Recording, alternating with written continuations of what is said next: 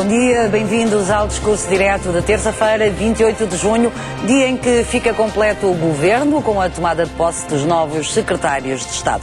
Já sabe, conto consigo, com a sua opinião, com o seu comentário, porque este programa também é feito por si. Pode ligar através do número habitual 21 044 11 45. Os meus convidados nesta primeira hora são dois homens da casa.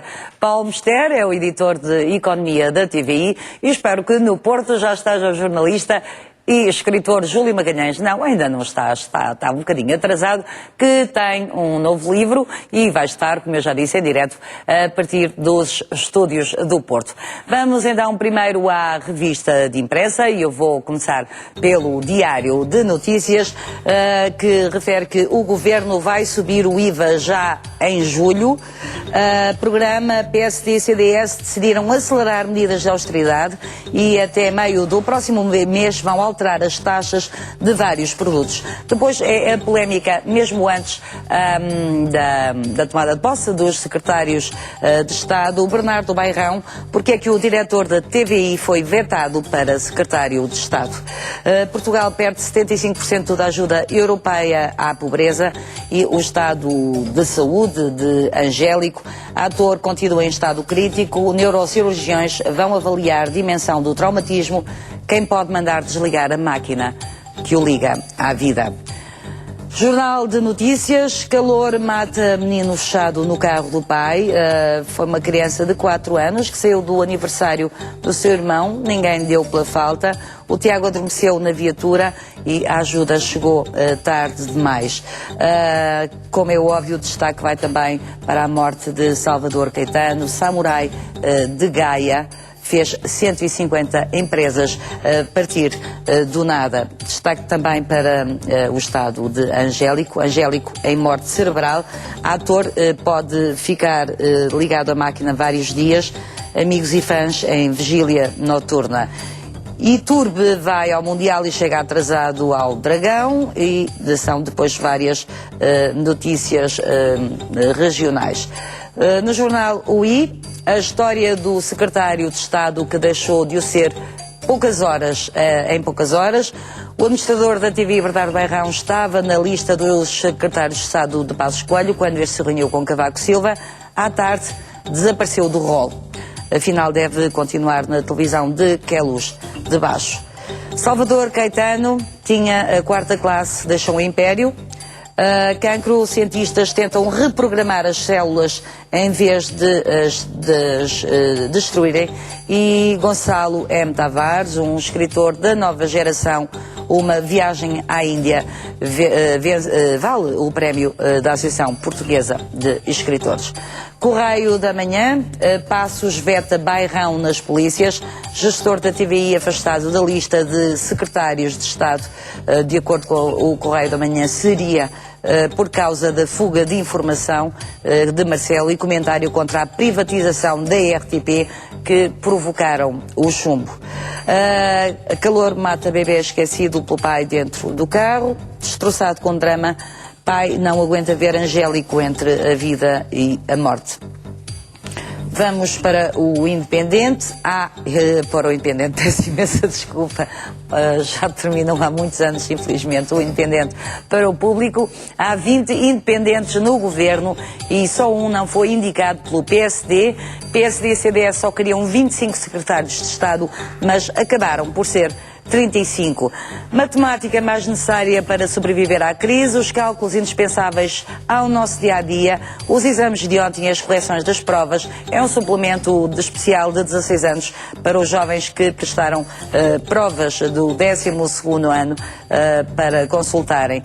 Drogas estabilizam, mas o consumo de álcool a subir no meio laboral é também um dos destaques do jornal O Público. Vamos aos jornais económicos e começamos pelo Jornal de Negócios. Mal parado da banca pode subir para o dobro. Os bancos portugueses vão ser obrigados a mudar o critério de contabilidade de crédito mal parado. O novo método imposto pela Troika irá resultar num aumento automático das dívidas vencidas que pareciam estranhamente baixas. Executivo promete esvaziar governos civis em 4 meses. EDP e Endesa rejeitam clientes domésticos de eletricidade. Diário Económico, polémica sobre privatização da RTP afasta Bairrão do governo. Até agora, administrador delegado da TVI, Bernardo Bairrão foi convidado por Miguel Macedo para ser secretário de Estado da Administração Interna e desconvidado depois do primeiro-ministro ter vetado seu nome. Tudo em menos de 48 horas. Salvador Caetano deixa grupo nas mãos da família. Impacto da renegociação da dívida grega em Portugal é baixo, diz o presidente do BCP, Carlos Santos Ferreira. Portagens na 25 de abril em agosto nas mãos do governo e Vodafone negocia novas parcerias para alargar rede de fibra óptica. Vamos aos jornais desportivos. Eu acho que hoje vou ler isto muito bem. O que já vale oferta Record, Manchester City pode chegar aos 40 milhões de euros e o valor mais alto de sempre em Portugal.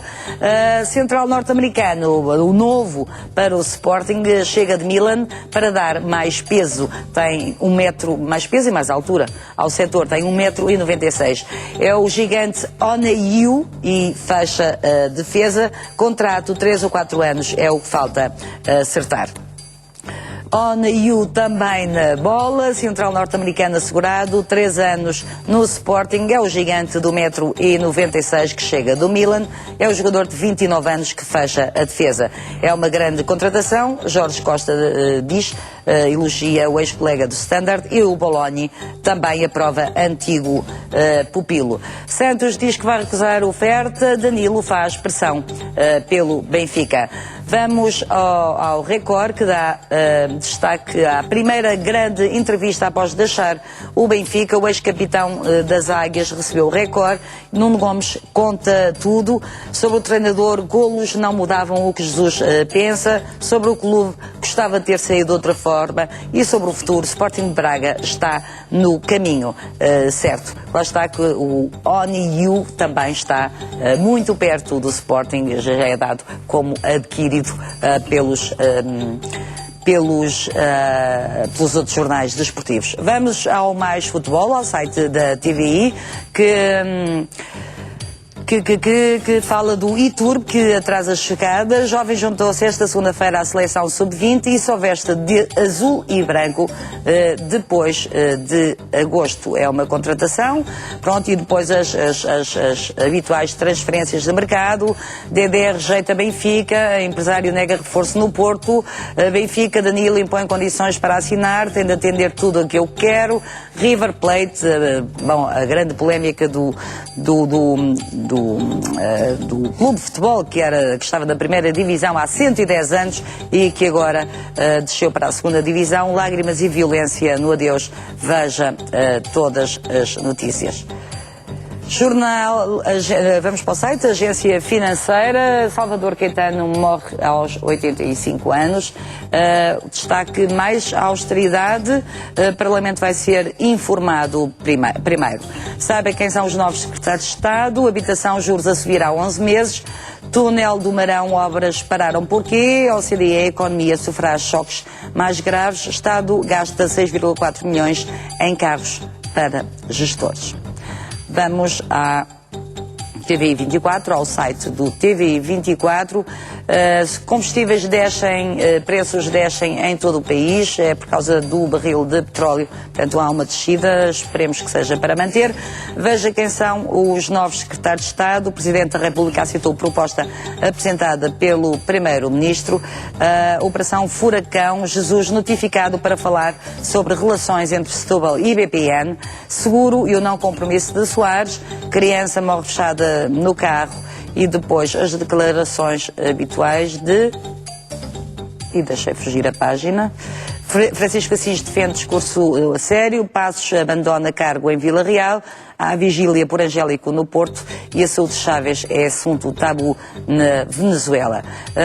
Alberto João Jardim, sempre polémico, já avisa que o Primeiro-Ministro tem de ter cuidado com o CDS. Porquê?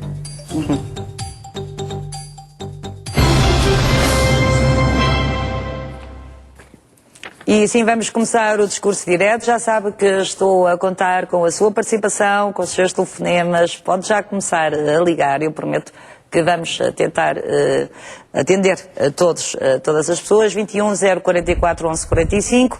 Eu não sei se tenho já o Júlio Magalhães no Porto, mas tenho o Paulo Almester em estúdio. Olá, olá Juca, bom dia. Bom dia, Paulo Magalhães. Tudo bem? Há bocado ouvi dizer qualquer coisa que eu estava atrasado, mas eu já estava aqui sentado. Pois está. Olha, então enganaram-me.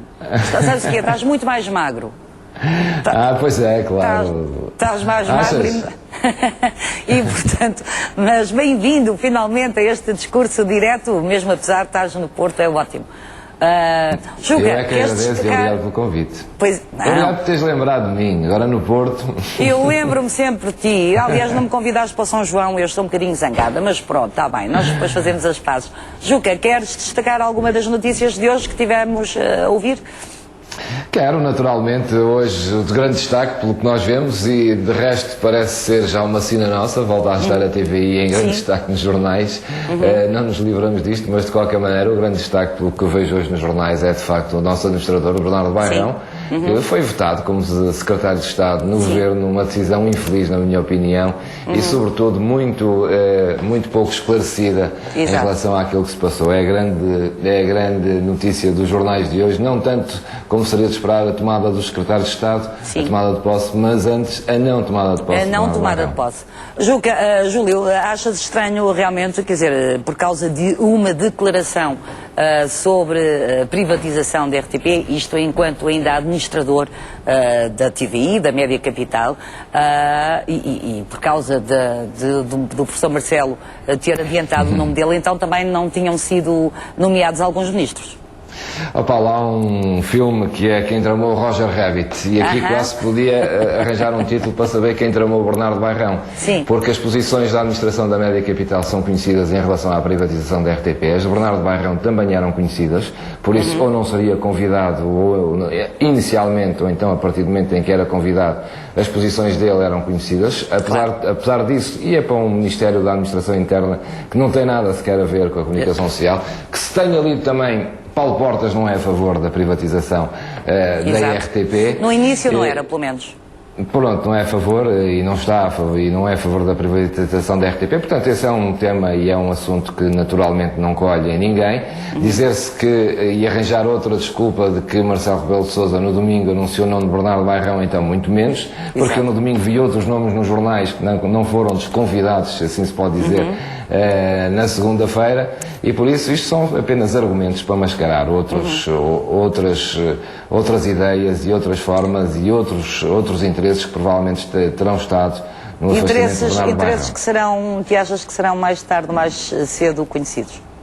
Não, porque julgo que vai ser difícil serem conhecidos. As pessoas mais envolvidas provavelmente terão conhecimento, mas naturalmente não quererão alongar esta polémica e pelo que conheço Bernardo Bairrão, ele seguramente será então o primeiro a fazer morrer aqui já esta polémica. De qualquer maneira, nós sabemos como é que se movimentam todos os interesses e os lobbies em redor, sobretudo, da composição do governo.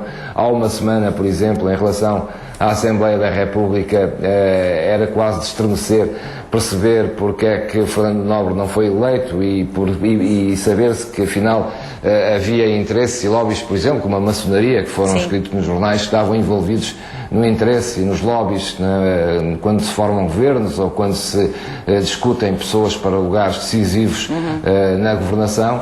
E por isso aqui também outros interesses provavelmente se terão levantado. O que eu gostava de dizer é que Bernardo Bairrão encaixava seguramente naquela imagem que este governo queria fazer passar, ser um governo com novas ideias, com gente nova, gente competente e gente séria. E isso tem certeza que Bernardo Bairrão se encaixava nesse perfil. Seja como for, e eu não sei, julgo que ele voltará para a TVI, fica a ganhar a TVI, se perde seguramente o governo, neste caso, na minha opinião. Exatamente. Juca, já aí vamos, tens outras notícias com certeza para destacar e também o lançamento do teu livro, vais-me falar do teu livro que eu não tenho aqui, espero que tenhas aí, que é Por Ti Resistirei. Está bem? Está aqui. Este é para ti depois. Sim, senhor, tudo bem. Paulo Almester, destaque algumas notícias? Temos que destacar também aqui a mesma notícia de que o Júlio falava há pouco. A questão do Bernardo Bairrão é claramente a segunda grande atrapalhada do PSD, depois da não eleição de Fernando Nobre para Presidente da Assembleia da República. Claramente a história está mal explicada. As desculpas que têm sido, enfim, escritas pelos jornais, claramente não colhem, porque há muitos dias que vários nomes têm vindo na comunicação social como possíveis secretários de Estado e que acabaram por se confirmar em vários ministérios. Portanto, também não acredito que seja por Marcelo Rebelo de Sousa ter dito que... Exato, porque aliás estávamos a falar, porque Paulo Almoxer, o professor Marcelo Rebelo de Sousa, como é seu hábito, não é? Quando anuncia aos portugueses aquilo que sabe já, também anunciou alguns ministros. E não deixarmos de ser ministros. Já nos habituou a dar notícias. Exato. E, portanto, acho que é importante acompanhar sempre o Jornal das 8 ao domingo. Exato.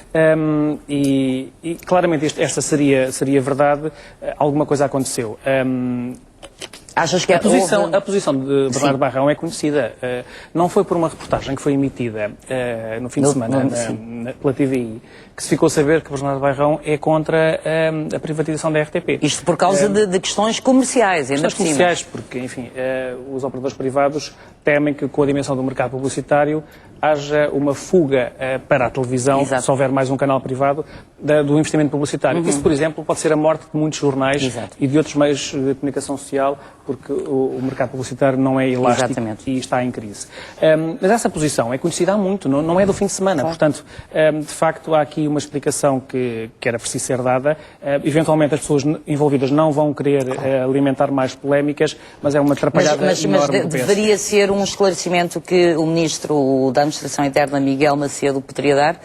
Poderia dar. Ontem, aliás, ele foi questionado sobre esta matéria no final do Conselho de Ministros, mas, enfim, não optou por não responder, está no seu direito. O que deixa ainda mais suspeitas no ar. Sim, mas é uma atrapalhada.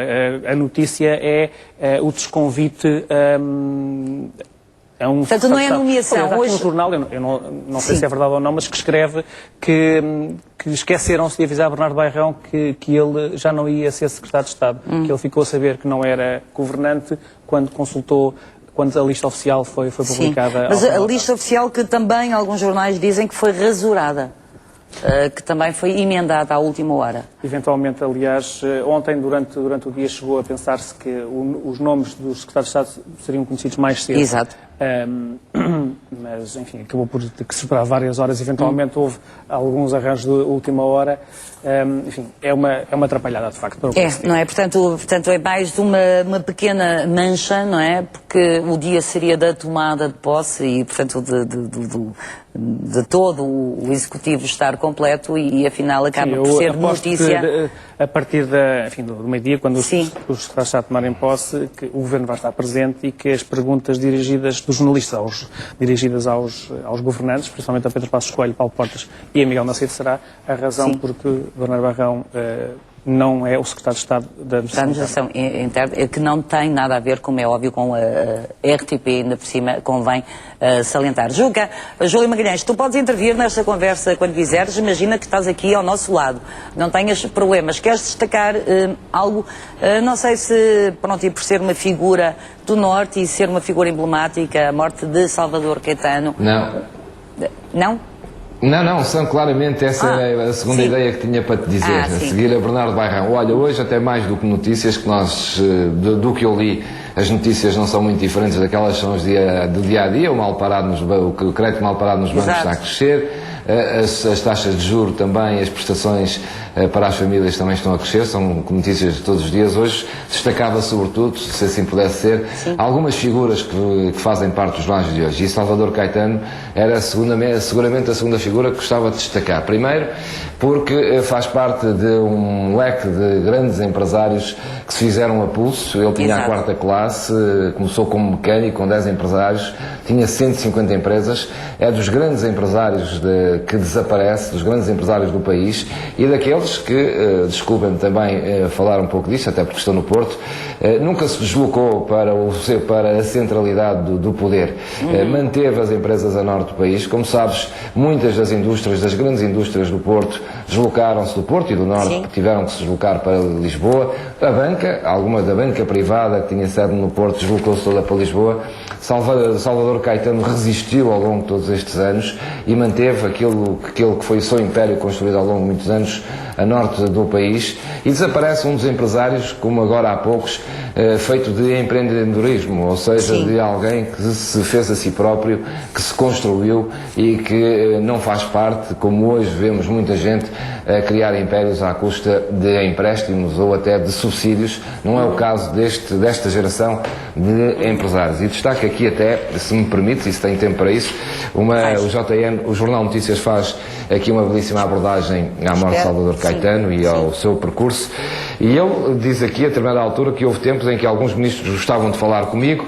Uma vez tive 3 horas com o professor Hernani Lopes. Ultimamente não, os ministros falam muito, mas não precisam do conselho de ninguém, nem ouvem. De facto, acho que um dos grandes pontos negativos das últimas décadas no nosso país foi precisamente o governo central se ter centralizado demasiado no Terreiro do Paço e ter deixado de ouvir o país. E deixou de ouvir empresários, não só empresários, como o resto do país. Daí hoje estarmos a viver esta situação complicada também, na minha opinião. Júlio, Salvador Caetano é seguramente uma das figuras dos jornais. Júlio, e também é uma lição de vida, porque realmente era um miúdo, como diz também o Jornal Notícias, um miúdo que não queria ser pobre.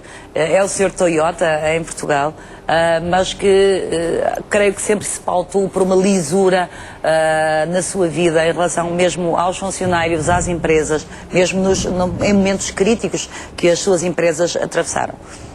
O que hoje em dia é muito raro.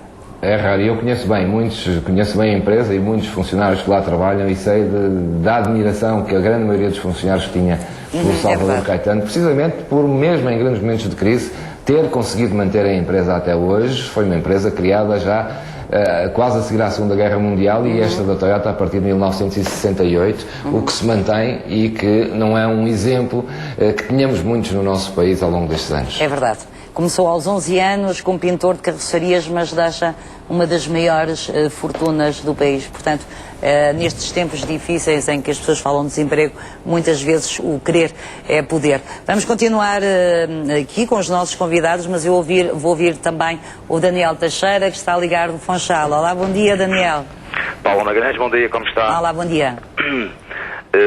Olha, hoje não é muito fácil escolher dar destaque a essa notícia, mas em primeiro lugar gostaria, não conheço, mas admiro a pessoa que faleceu, Salvador Caetano, um empresário, dos maiores empresários portugueses com a 4ª classe. Portanto, isto quer dizer muito. Portanto, não é preciso ser engenheiro nem doutor para ser um empresário de sucesso. E aqui está, uma pessoa que deixa um império. E agora para terminar, vou falar sobre as medidas que o Governo pretende já impor a partir de julho. Antecipar-se ao pacote negociado com a Troika. Sim. Portanto, isto faz lembrar, recuando alguns dias, acerca da extensão dos governadores civis.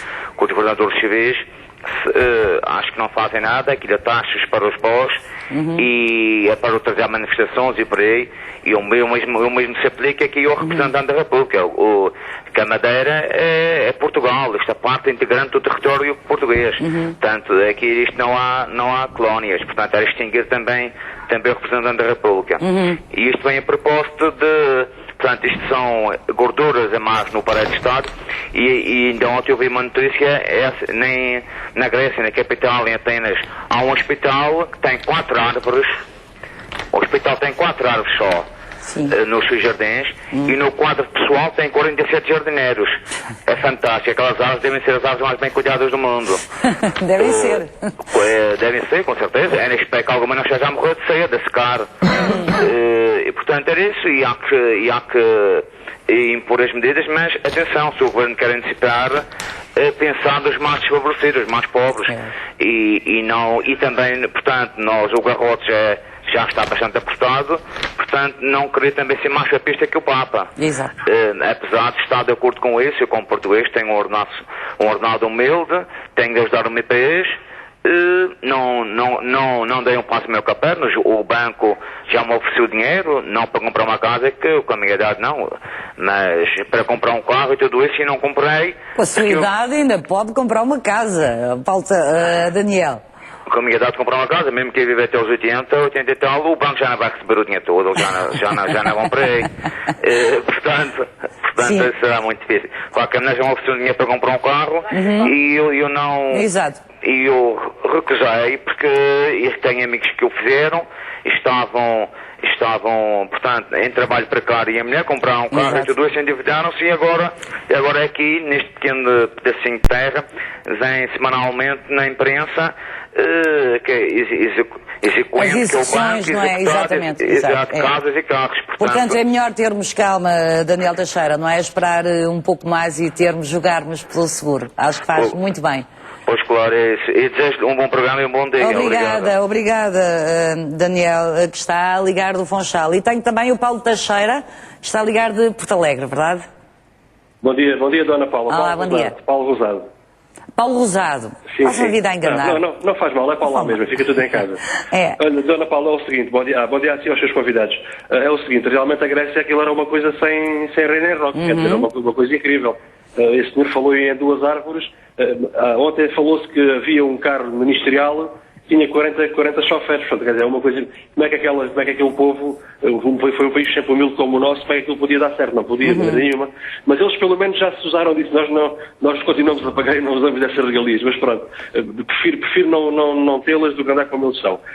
Eu queria dizer que em relação ao Sr. Bernardo Bairrão, eu discordo dos senhores porque eu acho que o Governo se antecipou a uma coisa que ia dar polémica. Portanto, ele tirou à imprensa, não digo aos senhores, à imprensa generalista, tirou-vos uma notícia que depois ia dar polémica, porque é um indivíduo da comunicação social. Sim. Quando o Governo pretende privatizar a RTP, portanto, acho que fizeram muito bem, portanto, anteciparam uma polémica que ia ser criada. Eu estou completamente de acordo com o Governo. Portanto, mas como sabe, o Bernardo Bairrão primeiro não ia para o Ministério que tutelará a RTP, e depois há a liberdade de opinião, não é? Sim, Dona Paula, mas repara, só o facto de ele ser secretário de Estado e de emitir alguma opinião poderia dar logo origem a uma polémica. Portanto, eu acho que o Governo fez muito bem, antecipou-se a polémicas e acho que só fez muito bem. Em relação aos governadores civis, continua a trabalhar bem. É pessoal que não está a fazer nada. Há que emagrecer o Estado, o nosso Estado está muito gordo. Agora, eu acho que o Governo devia se virar agora para o nosso exército. Está lá muita gente sem fazer nada, muita gente com a idade da reforma está lá a ganhar o ordenado chorudo. Acho que se devia virar para aí agora. Há muito para cortar, muito mesmo muito. Em relação ao Sr. Júlio Magalhães, queria dizer que gostava que o Porto vendesse o Hulk. É que não sei o que é que ele acha. Eu, como benfiquista, gostava que o Porto ficasse sem Hulk. Claro, imagino. Acho que o Sr. Júlio Magalhães não deve estar de acordo comigo, mas pronto. Paulo Rosado, o Júlio vai responder. Obrigada. Sim. Um abraço a todos e bom dia, sim. Com um abraço. O Paulo Rosado é um benfiquista esperto, não é, Júlio? Vender o Hulk era um alívio. Não, mas eu posso descansá-lo porque, enfim, o Hulk hoje é uma das figuras dos jornais e se o Porto vender, serão mais por uma transferência recorde conseguida pelo Futebol Clube do Porto. De qualquer maneira, devo dizer, Paula, que ao longo destas 2 décadas têm saído os grandes jogadores todos do Porto e não é por isso que o Porto tem deixado de ganhar. Exato. Portanto, é só para descansar este nosso adepto benfiquista. A última grande saída foi do André Vilas-Boas, não é? E já tem sucessor, não é? Tudo tranquilo. Como vês, não há clube nenhum no mundo que venda treinadores como o Porto vende. Não é? E bons, não é? Desejo as maiores felicidades. De qualquer maneira, este ano é o adepto benfiquista e eu acho que para o ano o campeonato vai ser mais equilibrado. De qualquer maneira, o Benfica está a fazer uma grande equipa e o Sporting também. Vamos a mais notícias para depois falarmos também do livro do Júlio Magalhães, Por Ti Resistirei. Paulo Mister, queres sublinhar mais alguma notícia? Só queria voltar um pouquinho atrás à morte de Salvador Caetano. O Júlio já há pouco contou tudo o que há para contar. Eu só queria acrescentar uma pequena nota. É que, mesmo sabendo que tinha uma doença complicada e que, enfim, não teria assim um tempo de vida tão prolongado quanto isso, Salvador Caetano preparou a tempo a sucessão dentro do grupo e a partilha do seu espólio entre os herdeiros. E, portanto, a transição foi feita com uma forma tranquila, pacífica, sem lutas. Os filhos entenderam-se. A gestão executiva da Salvador Caetano, do grupo, já estava entregue há muito tempo ao genro de Salvador Caetano e, portanto, há uma transição tranquila que se espera que venha a decorrer. Portanto, que não haja, foi preparada com muito tempo. Exatamente. Isso também mostra a visão de Salvador Caetano, porque nem sempre as coisas têm acontecido assim nestes grupos de raiz muito familiar. Às vezes as coisas não correm bem, a maior parte das vezes as coisas não correm bem. Neste caso concreto, foi tudo preparado como deve ser.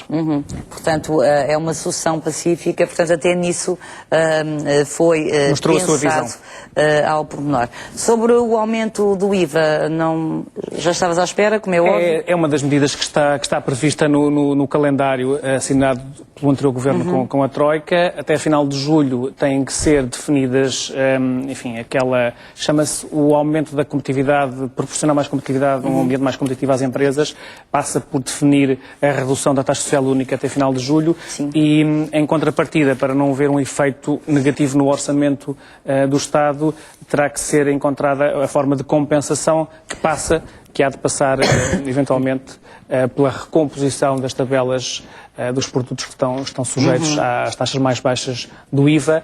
Até final do próximo mês, essas coisas devem estar definidas, garantindo o cumprimento do calendário da Troika. E depois há outra notícia também no Diário Económico, que pode não ter importância, então, principalmente para o Júlio Magalhães, que ainda não tem que pagar portagem no Porto, entre as pontes, mas a portagem na 25 de Abril, em agosto, está nas mãos do Governo. Como nós estamos, os lisboetas e quem mora na margem sul, está habituada realmente no período de verão a não pagar portagens para ir para a praia. As pessoas que não têm dinheiro para ir para férias mais longe, pode ser também criar aqui uma irritaçãozinha. Pode criar uma irritação, é evidente, mas a verdade é que vários políticos têm chamado a atenção para uma coisa: temos que mudar de vida. E, de facto, mudar de vida implica também abdicar de algumas coisas que as pessoas dão como adquiridas. E a portagem de borla, digamos assim, na ponte 25 de Abril para os lisboetas, durante o mês de agosto, é uma coisa que, do ponto de vista económico, deixou de fazer qualquer sentido. Sim. E as pessoas que têm que trabalhar todos os dias e têm que pagar a portagem também não tinham direito a ter a portagem de graça. Enfim, para usar o argumento de mas a portagem devia ser de graça. A questão aqui é que, e isso pode ser discutido a outro nível, é a falta de alternativas para passar de um lado para o outro do Rio Tejo. Isso aí é uma outra discussão. Aliás, são duas pontes que temos, são portajadas. As duas são portajadas, não há uma alternativa de graça. Mas provavelmente no estado em que o país está, não há outra alternativa. E de facto, já não é a primeira vez que se fala disto, mas a ideia das portagens na ponte já levou, aqui há uns anos atrás... Então não? O nosso atual Presidente da República teve e o Ministro da Administração Interna, Manuel Dias Loureiro, a admitir-se. Portanto, a questão da ponte acaba por ser também um fantasma que paira sobre os governos. Neste caso, este governo tem todas as condições, acabou de tomar posse, tem uma maioria confortável no Parlamento, tem um plano da Troika para onde pode atirar as culpas das coisas muitas das decisões que terá que tomar. A Troika poderá ter ainda mais. Jerónimo de Sousa, eu lembro-me sempre que Jerónimo de Sousa, eu achava muita piada durante a campanha eleitoral, que dizia que o PSD era mais troiquista que a Troika.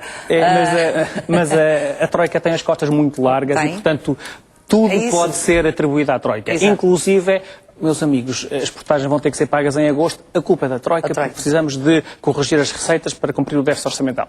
É uma desculpa perfeita e, no fundo, acaba por ser verdade e o Governo, enfim, pode quase lavar as mãos. A culpa é daqueles senhores... A culpa não é minha, é do outro menino, não é? Pronto. Júlio Magalhães, pelo menos havia a ideia de haver um túnel, não era? Entre o Porto e Vila Nova de Gaia. Vocês já não querem mais pontes, não é? Nós, não queremos mais, não, pontos já temos suficientes. Já temos. E a ideia do túnel também acho que hoje em dia já não fará muito sentido, sobretudo no contexto atual da crise. Já agora deixa-me só fazer aí dar-te uma ideia. Há pouco falaste de aqui ainda não pagarmos portagens entre as pontes, mas olha que a região norte e sobretudo aqui a região do Porto foi a mais sacrificada com o pagamento das scouts. Quando vieres ao Porto e andares aqui nesta zona, vais ver quantas scouts pagas. Eu vi e já fiz, e estás a ser injusto, porque já fiz um programa, um Portugal português, sobre as scouts no Norte e como também afeta a qualidade de vida das cidades. Porque agora passa-se pelo centro da cidade. Júlio, estamos quase a acabar. Mostra-me lá o teu livro, Por Ti Resistirei. Olha, está aqui, pronto, muito obrigado. Fazer só para mostrar, Por Ti Resistirei. É um romance novo ainda, baseado em factos verídicos. Este tem mais a ver com a Segunda Guerra Mundial e descobri ao longo destes meses em que estive a escrever este livro, e que era algo que eu não sabia, não sei se vocês sabiam, mas eu pessoalmente não sabia, que havia muitos portugueses que apoiavam a Alemanha na Segunda Guerra Mundial. Alguns foram trabalhar para a Alemanha e havia muitos que assinavam revistas alemãs e eram mesmo pró-nazis, embora desconhecessem na sua essência aquilo que era a Segunda Guerra Mundial, ou o que era o Holocausto e as atrocidades que os nazis iam fazendo na Segunda Guerra, mas de facto eram apologistas daquilo que era a política alemã e a ideia alemã para o mundo. E este livro baseia-se na história de um português e de uma francesa, judia também. Foram muitas as histórias. Há aqui referência a Aristides de Sousa Mendes, que é provavelmente uma das grandes figuras portuguesas da Segunda Guerra Mundial. Tem cenários reais, tem histórias reais, mas também, como é óbvio, alguma ficção e algum romance. Este é dos meus livros aquele que mais distante está da realidade, uma vez que é também a época que está mais distante daquilo que é a minha idade. Exatamente. E por isso obrigou-me a fazer mais alguma investigação e, sobretudo, obrigou-me também a ficcionar um pouco mais. Sim, mas a investigação também tem a ver com o facto de também sermos jornalistas, é ótimo, e descobrirmos ao longo da vida, porque nós aprendemos ao longo da vida, não é? Novos factos.